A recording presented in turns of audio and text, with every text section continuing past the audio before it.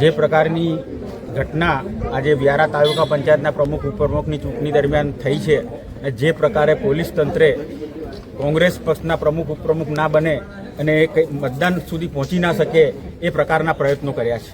આજે સવારથી ઘટનાક્રમની વાત કરું તો લગભગ 8:30 પોણા 9ના સુમારે અમારા સભ્યો જ્યારે આવી રહ્યા હતા ત્યારે નેશનલ હાઈવે પર લગભગ 11 જેટલી પોલીસની ખાનગી અને સરકારી ગાડીઓ દ્વારા ડીવાયએસપી પોતે હાજર હતા।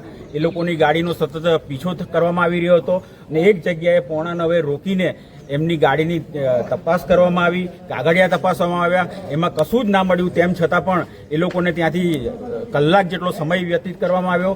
ત્યારબાદ એ લોકોને ગંગાધરા પોલીસ ચોકી લઈ જવામાં આવ્યા। ત્યાં પણ માત્ર એમ કે અમારે તમારું નામ ખાલી લખવાનું છે, એન્ટ્રી કરવાની છે।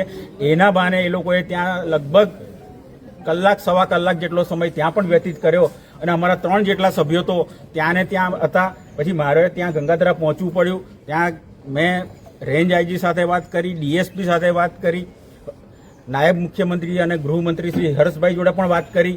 તેમ છતાં પણ એ લોકોએ સમય બરબાદ કરવાનું નક્કી કર્યું હોય ને અમારા સભ્યો પહોંચે જ નહીં એ પ્રકારનો પ્રયત્ન કરીને 3 જેટલા સભ્યોને તે લોકોએ રોકી જ રાખ્યા અને અમે સમય કરતાં પણ અહીંયા મોડા પહોંચ્યા।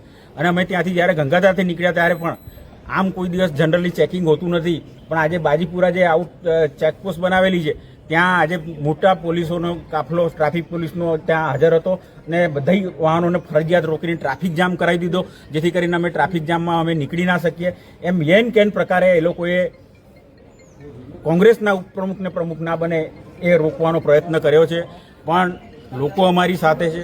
સત્યનો વિજય થયો છે, સત્ય આજે જીત્યું છે અને ભારતીય જનતા પાર્ટીએ જે કાવા દાવા કર્યા છે એમાં એ લોકોને નિષ્ફળતા મળી છે।